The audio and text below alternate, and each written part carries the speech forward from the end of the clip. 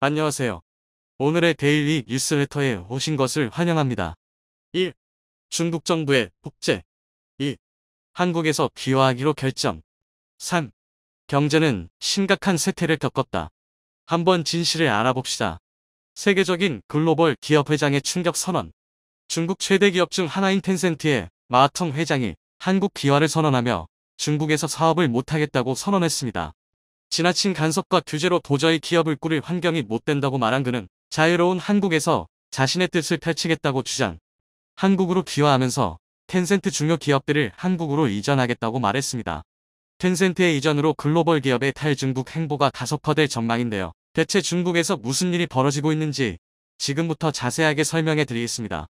시진핑 주석의 중국 장악 중국 국민들을 자신의 발밑에 두는 중국 정부의 행보는 최악의 형태로 실현되었는데요. 중국 안후이성 화페이시의 AI 기반 사전교육 프로그램은 중국 정부의 염원을 담은 프로그램으로 AI로 당 건설에 조력을 하겠다는 취지로 만들어졌습니다. 사상교육을 받는 사람의 표정은 물론 뇌파, 피부 전기 반응을 AI가 포착해 교육에 얼마나 이들이 감화되었는지 교육 대상자가 관련 내용을 얼마나 진심으로 받아들였는지를 수치화하는 프로그램이죠. 당에 더 순응하는 일을 만드는 것을 목표로 한 이 프로그램은 중국이 얼마만큼 진심으로 중국 국민들을 동물처럼 만드는지를 보여주는 일례라고 할 수 있는데요. 점점 중국 시민들은 중국 정부의 반항조차 할 수 없을 정도로 순순히 통제 사회를 받아들이고 있습니다. 하지만 그렇지 않는 이들이 있는데요. 바로 중국 정부 아래에서 일을 하던 중국 기업인들이 대표적입니다. 기술을 알고 있고 중국 정부가 얼마만큼 잘못된 일을 하고 있는지 아는 이들은 중국에서 벗어나 자유를 찾기 시작했는데요. 최근 글로벌 IT 기업 중 하나로 손꼽히며 세계적인 수준의 기업으로 항상 거론되는 텐센트의 회장이 중국 정부를 향해 불편한 모습을 드러냈습니다.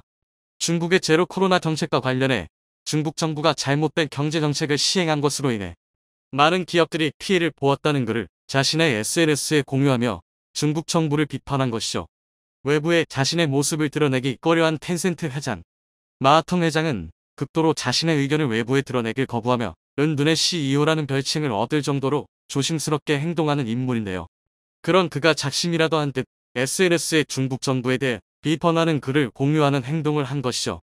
그가 공유한 글은 중국 작가 장민양이 쓴 글이었는데요. 중국 관영 매체 환구15의 전 편집인인 후시진이 바이러스 통제에 드는 경제적 비용이 공중 보건 혜택을 초과해선 안 된다고 지적한 내용이었습니다.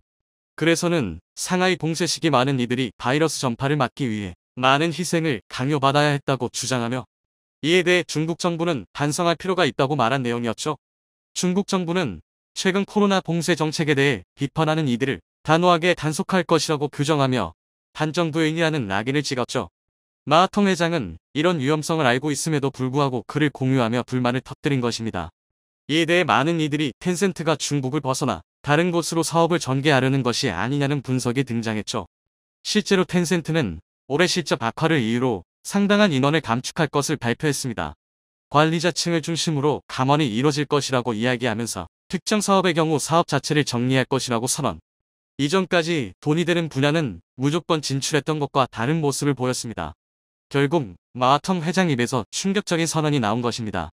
미국 IT 전문지를 통해 그가 중국을 떠나 한국으로 귀화하겠다는 이야기를 한 것입니다. 세계에서 순위권 안에 드는 부자가 중국을 버리고 한국으로 오겠다는 소식에 많은 이들이 충격을 받았는데요. 현재 중국에서 벌어지는 일을 감안한다면 마하텅 회장의 결단은 어쩌면 생존을 위한 최후의 수단일 수 있습니다. 마하텅 회장은 다른 CEO들과 달리 언론의 모습을 비추지 않으며 그림자 경영을 하는 인물로 널리 알려져 있습니다. 하지만 그를 아는 이들은 실제 그의 모습과는 다른 행보라며 그가 그렇게 행동할 수밖에 없는 이유를 설명했는데요. IT 대기업들을 향한 중국 정부의 감시가 평범한 중국 사람들의 몇 배를 뛰어넘을 정도로 지독하다는 것이 그의 그림자 경영의 이유라고 합니다. 다시 말해 중국 정부에게 밉보이지 않기 위해 조심히 행동하는 것이라고 하죠. 그와 마찬가지로 IT 기업의 성공 신화를 이끌었던 알리바바의 마윈 회장을 보면 중국 정부의 간섭이 어느 정도에 해당하는지 알 수 있는데요. 과거 중국 정부가 잘못 행동하고 있다는 사실을 드러낸 마윈 회장은 중국 정부에게 찍히게 되었습니다. 중국 당국을 전당포 영업에 비유하며 하는 짓이 수준이 낮다는 점을 직접적으로 거론한 것이 중국 정부의 영린을 건드린 것이죠. 그는 이 발언 이후 정부에 소환되는 일을 겪어야 했습니다. 소위 말하는 소환은 단순히 정부를 찾아가는 행위가 아니라 중국 기업들 입장에서 최고의 형벌이나 마찬가지입니다. 자신의 잘못을 뉘우치는 자아 비판은 물론이고 중국 정부에 협조적으로 나오겠다는 발언을 해야만 무사히 밖으로 나올 수 있을 정도로 공포스러운 일이 바로 소환이죠. 마의는 소환을 한 번만이 아니라 여러 번 당해야 했습니다. 이후 반독점법 위반 혐의로 하나로 3조 3,800원의 과징금도 물어야 했고 시총 150조 원이 날아가는 고초를 겪어야 했습니다. 알리바바는 이후 중국 정부를 비판하기보다 납작 엎드렸습니다. 2025년까지 1,000억 위안을 들여 기술 혁신은 물론이고 경제 발전과 약자 보호 등 중국 정부가 주장하는 공동부 발전 기금에 돈을 기부하는 행보를 택했죠. 그럼에도 불구하고 중국 정부의 단단히 미운 털이 박힌 탓에 알리바바는 계속해서 중국 정부의 소환과 과징금의 대상이 되어야 했고 어떤 사업을 벌일 때도 중국 정부의 간섭이 끊이질 않았습니다.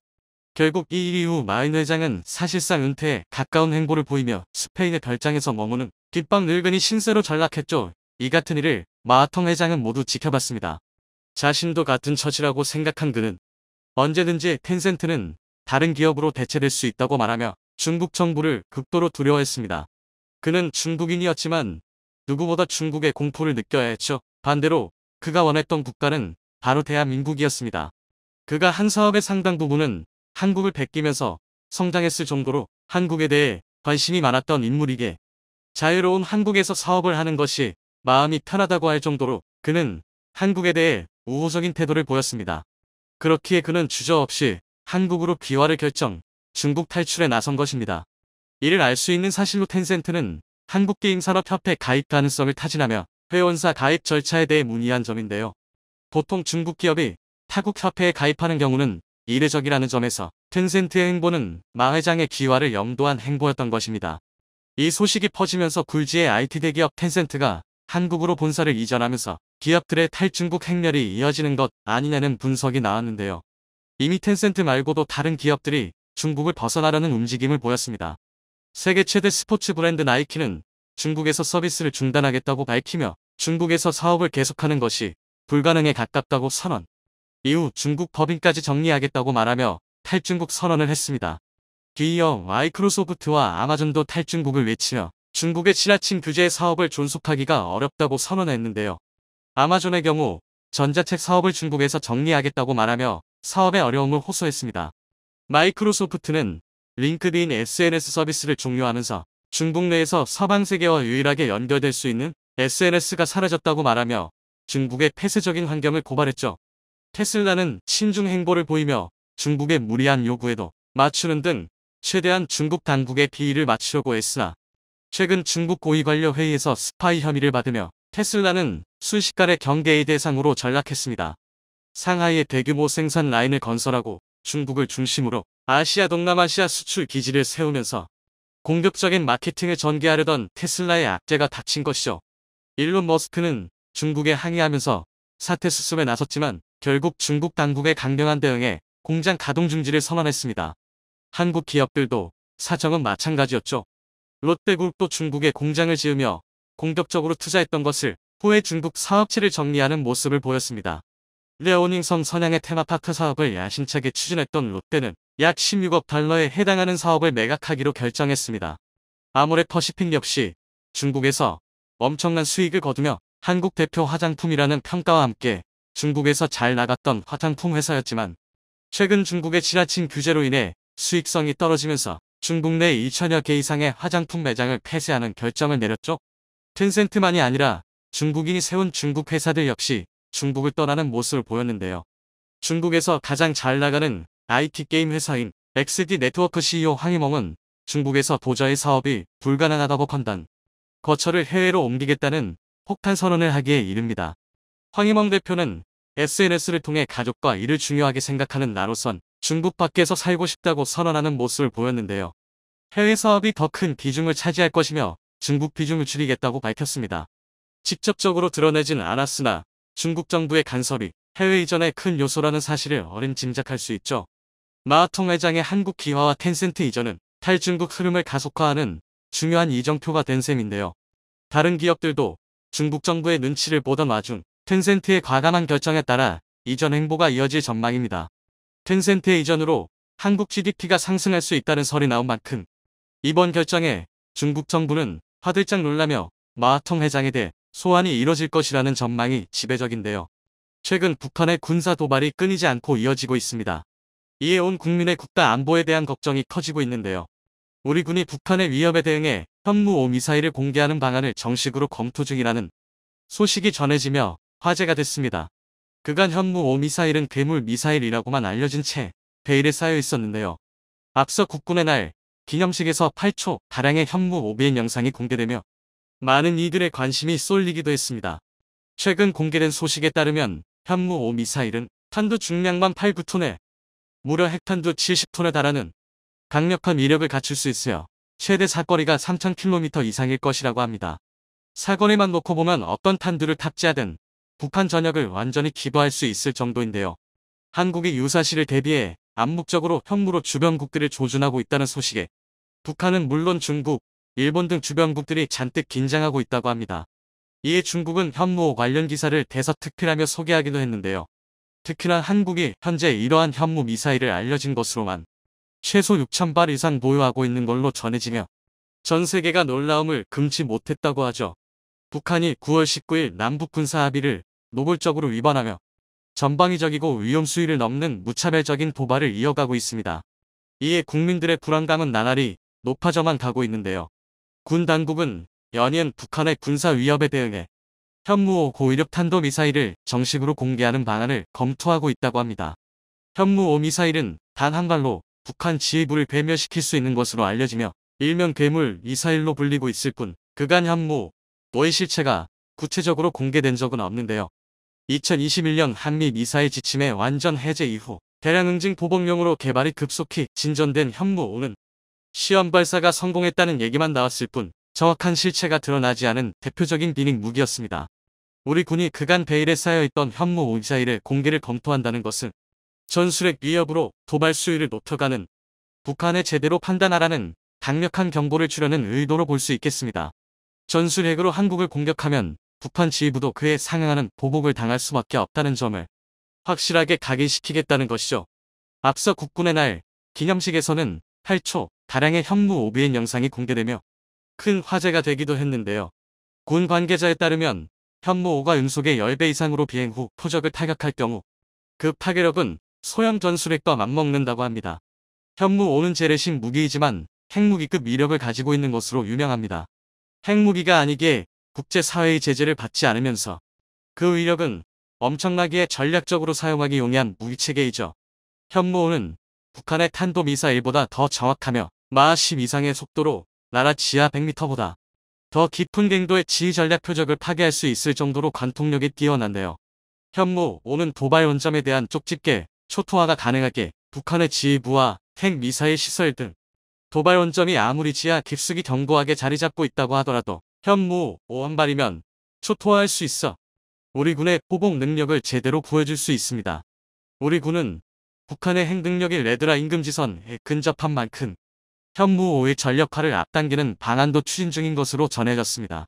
한 정부 정부 관계자는 그간 알려졌던 수년 내보다 더 빠른 시기에 충분한 수량을 확보 배치하는 방안이 추진될 것으로 안다고 전하며 개발 완료 시점이 얼마 남지 않았음을 시사했습니다. 대한민국의 미사일 기술은 세계에서도 손가락 안에 꼽을 정도로 최고 수준을 자랑합니다. 지난 30년 동안 무려 700조 원에 달하는 어마어마한 국방비를 쏟아부어가며 만들어낸 대한민국 괴물 군대의 가장 살벌한 무기가 바로 현무 미사일인데요. 한국형 유도탄인 현무 시리즈 중 현무1은 엽서도로 사라지고 탄도미사일인 현무2와 순항미사일인 현무3이 실전 배치돼 있습니다. 현무4부터는 아직도 베일에 가려있는데 탄도미사일인 현무4는 2017년 미국이 한국의 미사일 탄두 중량 제한을 해제한 이후 개발이 시작된 것으로 알려져 있습니다. 괴물 미사일 현무5는 탄두 중량이 무려 8-9톤에 달하는 것으로 알려져 있는데요. 한미 미사일 지침이 해제될 때까지 한국이 개발하는 미사일은 사거리 제한에 묵혀 있었기 때문에 폭발력을 극대화하기 위해 탄두 중량을 늘리는 데 집중해왔습니다. 그렇게 쌓은 노하우로 현무5의 탄두 중량을 현무4보다도 3배 이상 늘릴 수 있었던 것이죠. 재래식 무기의 폭발력 최대치는 10톤 정도이기에 탄두 중량 8-9톤이면 세계 최대급 위력입니다. 전술 핵무기에는 미치지 못하지만 수십 개를 동시에 터뜨리면 핵과 맞먹는 폭발력을 지니게 되는데요. 핵폭탄으로는 지하 50m 정도밖에 뚫을 수 없지만 현무호로는 지하 100m보다 더 깊은 링도 속의 표적도 파괴할 수 있게 오히려 관통력 면에서는 재래식 무기가 더 우수합니다. 한편 우리나라가 발사했던 나로호의 출력이 70톤 100톤이기 때문에 현무호가 그 이상의 출력을 가진 미사일이 될 수도 있다는 이야기가 나오고 있습니다. 이건 위성 발사용 우주 로켓과 대륙간 탄도 미사일의 원리가 크게 다르지 않기 때문인데요. 그에 따라 많은 이들이 누리호 발사를 ICBM 기술 확보와 동일선상에 놓고 보기도 합니다.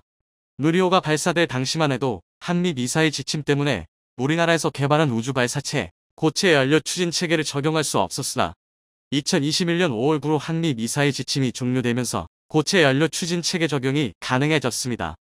액체 로켓의 경우 발사 전에 연료를 주입해야 하지만 고체 연료를 사용한 로켓은 따로 주입할 필요가 없기 때문에 4일로 등에 오랜 기간 배치해 놓을 수 있죠. 최근 한국항공우주연구원과 국방과학연구소는 고체 추진 우주 발사체의 성능 검증을 위한 첫 번째 시험 발사에 성공했는데요. ICBM과 기술적으로 동일한 한국형 고체 연료 발사체 시험 발사에 성공함으로써 대한민국의 미사일 기술력을 보여줬습니다. 그에 따라 일각에서는 현무5가 무려 핵탄두 70톤에 달하는 강력한 위력을 갖출 수 있을 것이라는 예상이 제기되고 있습니다. 또한 현무5는 한미 미사일 지침이 해제된 후 개발됐기 때문에 사거리가 800km로 제한돼 있던 현무4 탄도 미사일과는 달리 그 사거리에 제한이 없어졌는데요. 현무5의 탄두 중량을 줄일 경우 3000km 이상까지도 날릴 수 있을 것으로 추정되고 있습니다. 한국이 3000km에 달하는 최대 사거리를 자랑하는 현무5를 보연 채 유사시를 대비해 암묵적으로 주변국들을 조준하고 있다는 소식에 북한은 물론 중국, 일본 등 주변국으로서는 크게 신경이 쓰일 수밖에 없는데요. 특히나 중국은 최근 한국의 현무5 관련 기사를 대서특필하며 소개하기도 했습니다. 매체는 최근 몇 년 동안 한국은 첨단 미사일 무기 연구 개발에 점점 더 많은 관심을 기울이고 있다며 한국이 공개한 최초의 중거리 고성능 탄도 미사일로 현무5를 소개했습니다. 괴물 미사일 현무5가 핵무기와 맞먹는다며 한반도와 주변 지역에 어떤 영향을 미칠지 우려된다고 우려의 시선을 제기했는데요. 현무5가 북한의 미사일 사일로와 포병부대에 위협이 될 수 있을 뿐만 아니라 주변국들에 대해서도 큰 영향을 미칠 것이라 걱정의 목소리를 높였습니다. 특히나 한국이 현재 이러한 현무 미사일을 알려진 것으로만 최소 6,000발 이상 보유하고 있는 걸로 전해지며 전 세계가 충격에 빠졌다고 합니다. 우리 군은 공식적으로 알려진 것만 총 6,000발 넘는 미사일을 보유하고 있으며 포탄 보유량은 무려 800만 발이 넘는 것으로 알려져 있습니다. 그에 머무르지 않고 국방부는 현무 미사일 수량을 대폭 확충하겠다는 새로운 계획을 발표했는데요. 차세대 탄도 미사일 개발을 위해 로켓기술연구원을 추가로 신설하고 국방과학연구소와 함께 현무 미사일의 성능 개량에 박차를 가하고 있습니다. 또한 새로운 미사일의 성능을 정확도와 속도, 파괴력 등 모든 면에서 최대치로 고도화할 계획임을 밝혔습니다. 그에 따라 현무 미사일의 생산 라인 증설도 이어지고 있는데요. 과거 한국이 개발했던 현무 미사일은 지상 발사만 가능했던 제한적인 미사일 플랫폼을 가지고 있었지만 2022년 현재 한국의 현무 미사일은 육군과 해군, 공군이 동시 운용하게 될 만능형 미사일 플랫폼을 갖추게 되었습니다. 이와 관련해 최근 현무 미사일에 관한 3종의 성능 개량화 과정이 새롭게 알려지며 많은 이들의 기대가 커졌는데요. 잠수함 발사형 SABM 현무4 미사일과 이지스 구축함형 현무4 미사일은 지상 발사형에 이어서 두 번째로 개발 완료 단계에 접어들었다는 것이 공식적으로 확인됐습니다. 여기에 가장 최근 개발이 시작된 KF-21 전투기 장착형 소형화 현무4 미사일까지 현무 미사일 3종에 포함되었습니다. 일각에선 지상에서 발사하는 현무 미사일뿐만 아니라 바다와 공중에서 발사하는 현무 미사일 역시 유사시 충분히 핵무기 전환이 가능할 것으로 예상되며 한국의 국방력에 대한 기대가 커지고 있는데요. 무엇보다 한국의 지속적인 기술력 습득으로 인해 북한은 물론 중국과 일본 전역을 겨냥할 수 있는 사거리 3000km 이상의 대형 탄도 미사일을 갖추는데 성공했다는 사실에 온 국민이 조금이나마 안심하고 지낼 수 있을 것 같습니다. 그 보유 소식만으로 계속해서 한반도를 위협하는 주적인 북한과 중국, 일본의 강력한 경고가 될 것 같은데요. 차세대 전투기 KF-21의 비행시험 성공 등으로 땅에서만 아니라 하늘 위에서도 주목의 대상이 되고 있는 한국 방산업. 중국도 이에 질세라 차세대 전투기 FC-30일 개발에 박차를 가하고 있는데요. 하지만 그 노력이 무색하게도 세계적인 항공기 개발사 에어버스가 우리 경전투기 FA-50의 유럽 지역 판매를 지원하겠다고서 나섰습니다. 중국은 FA-50의 유럽 시장 진출을 막으려고 어마어마한 돈까지 썼는데 모두 헛돈이 된 셈이지요. 유럽의 다국적 항공기 개발사 에어버스 그룹의 계열시 에어버스 DS의 대표 마이클 시로는 지난달 내한에 FA-50을 포함한 한국 항공기의 서유럽 시장 수출에 협력할 계획임을 밝혔습니다. 이창양 산업통상자원부 장관과 만나 항공우주방위산업 활성화 방안을 논의한 시로른 대표가 그 방안으로 내놓은 것인데요. 한국항공우주산업 타이와 대한항공 등 우리 기업에서 납품받는 부품도 매년 7천억 원 규모였던 것을 1조 원 이상으로 확대하겠다고 했습니다.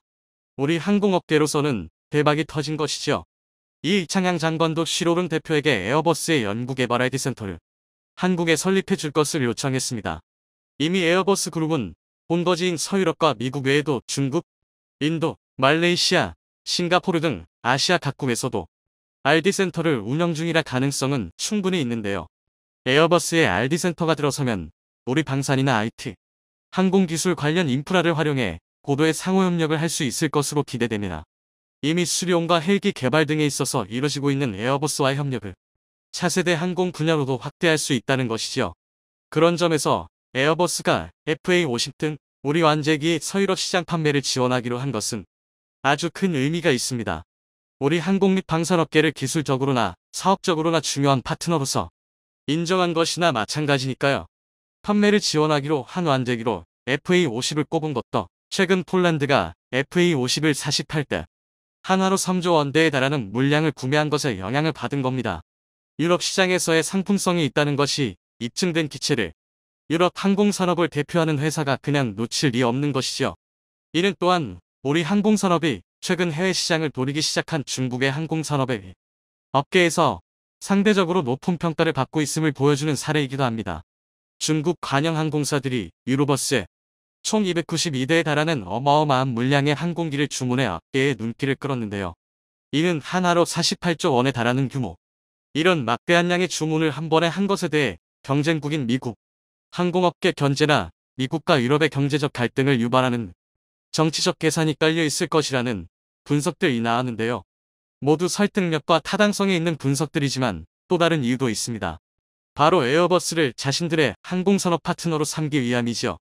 다소 의외라 생각되실지 모르겠지만 우리가 차세대 전투기로 KF-21을 개발 중인 것처럼 중국도 자신들의 힘으로 차세대 전투기를 개발 중입니다. 선양 FC-31, 중국 일부 언론에서는 J-35라는 제식명으로도 불리는 기체가 그 주인공인데요. 이 FC-31의 개발 파트너 혹은 개발 완료 후 해외 수출 파트너로서 유로버스를 포섭하고자 한 것입니다. 이미 이란같이 외교 관계상 미국 및 친미 성향 국가들의 무기를 구매할 수 없는 나라들이나 이전부터 중국 무기들을 많이 수입하던 파키스탄 같은 나라들이 FC-31 개발 완료 시 수입하게 될 것으로 예상되고 있는데요. 하지만 이들 대다수는 개도국이라 수출로 얻을 수 있는 경제적 이득이 한정적이고 정치, 군사적으로 갈등을 겪고 있는 국가들도 많아 시장 확장성에 있어서도 한계가 분명합니다. 따라서 중국은 FC-31 등 자국 항공기 개발로 이득을 보기 위해서는 더 넓은 시장, 특히 많은 돈을 들여 사줄 수 있는 부자 고객들이 필요한데요. 그래서 유럽 항공업계에서 영향력이 큰 유로버스에 줄을 대고자 대량 주문이란 수단도 동원한 겁니다. 하지만 그런 중국의 노력이 무색하게도 유로버스는 FA-50 등 우리 완제기의 서유럽 시장 판매를 지원하겠다고 밝힌 건데요. 이는 FA-50은 물론 현재 개발 중인 KF-21 등 우리 항공기에 대한 기대감이 매우 크고 그것이 중국의 동세대, 동급의 항공기에 대한 기대감을 상회한다는 것을 말해줍니다. 유로버스는 이전부터 자사 기체에 쓸 부품 구입이나 다른 항공사업 관련 협력 등으로 인해 우리 항공 기술에 대해 잘 알고 있는데요. 최근 KF-21의 성공적인 시험 비행이나 FA-50의 수출 성과 등을 보며 우리 기술력에 대해 확신을 갖게 된 것이라 볼 수 있습니다. 그런 유로버스는 완제기 서유럽 시장 판매 지원이 예한에 따른 단순 공치사가 아니란 걸 입증하듯 즉시 움직이기 시작했는데요. 스페인 공군의 기존 훈련기를 대체할 기체로 FA-50 구매를 제안한 겁니다.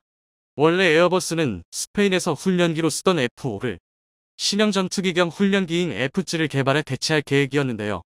스페인 정부도 이 기체의 개발에 나섰지만 이미 참여 중이던 유럽 차세대 전투기 개발 사업 피카지와 병행하기에는 재정적 부담이 너무 커 흐지부지된 상황이었습니다. 이에 대한 대안으로 에어버스 측에서 내세운 것이 FA50. 즉 처음부터 돈 들여서 개발하기가 너무 어렵고 부담스러우면 우리 거 사서 써보는 게 어떠냐고 스페인 측에 추천한 겁니다.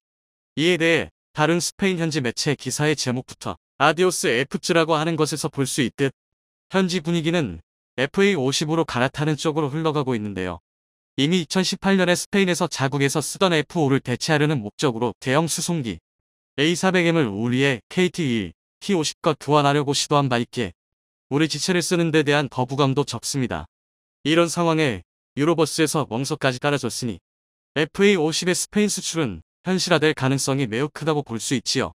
스페인처럼 기존 구형 항공기를 대체할 필요성은 있지만 재정적 부담 등으로 인해 새로운 기체를 처음부터 연구 개발하기는 쉽지 않은 나라는 유럽을 포함해 여러 있습니다. 이번에 스페인에 FA50을 수출하는 데 성공하면 비슷한 상황에 처한 다른 나라들을 향한 수출길도 따라서 열릴 가능성이 크죠. 그것도 유로버스라는 모두가 신뢰할 만한 파트너와 함께라면 말입니다. 유로버스라는 든든한 파트너의 도움도 도움이지만 FA50의 자체적인 성능이 개량되고 있다는 점 또한 향후 수출에 있어 청신호가 되어줄 것인데요. 특히 FA50에 탑재할 수 있는 무기들과 그에 관련된 기술들이 계속해서 개발되고 있어 단순한 훈련 외의 용도로도 사용할 수 있는 가능성을 열어주고 있습니다. 최근 국산 기술로 개발된 초음속 순항 미사일이 대표적인 사례라 할 수 있는데요. 기존 미사일보다 3배가량 빠른 해당 미사일은 본래 지대함 미사일, 즉 지상에서 해상에 있는 적 선박이나 표적 등을 타격할 목적으로 개발될 예정이었습니다. 하지만 최근 공중에서도 발사할 수 있도록 바뀌었고 해상은 물론 지상에 있는 표적도 타격할 수 있도록 바뀌었는데요. 즉 이는 전투기에 장착하는 것도 가능해졌음을 의미합니다. 이미 핵심 기술은 물론 기본 설계도 마침 이 미사일은 현재 시제품을 통한 성능 시험이 진행 중인데요. FA50에 장착해 차후 비행 시험도 할 계획입니다. 시험이 성공적으로 이뤄지면 FA50의 활용 범위는 기존에 비해 훨씬 커질 것으로 전망되는데요. 기존에는 단순 근접 지원 항공 능력밖에 앞서 훈련기 등 용도가 제한적이었지만 이번에 개발된 순항 미사일을 활용할 수 있게 된다면 원거리 정밀 타격이 가능해지기 때문입니다. 정말 말 그대로 경공덕기가 되는 것이죠. 방위사업청은 또한 KF-21에 사용할 장거리 공대지 미사일도 1900여억 원을 들여 개발 중이라고 밝혔습니다. 전투기 자체의 개발뿐 아니라 전투기에 탑재되거나 탑재될 가능성이 있는 무기의 개발에도 힘을 쏟는 것은 차후 기체의 다방면에서의 활용 가능성을 높이기 위한 것. 앞서 말한 것과 같이 FA50의 신형 국산 순항미사일 장착 시 단순 훈련기에서 벗어나 본격적인 공격기로 활용할 수도 있다는 것이 대표적인 예입니다. 이는 해당 미사일 개발에 대해 다른 일본 군사 매체의 글을 보면 이해할 수 있는데요. 매체는 이 미사일이 FA50만이 아니라 KF-21에도 활용될 수 있을 가능성을 점치고 있습니다. 이러한 무기들의 개발이 한 기체만이 아니라 유사하거나 연관성이 있는 다른 기체들의 활용성에도 큰 영향을 미칠 수 있다는 거죠. 이는 바꿔 말하면 현재 개발 중인 KF-21용 장거리 공대지 미사일 또한 기술적인 문제만 없다면 FA50에도 사용할 수 있음을 뜻합니다.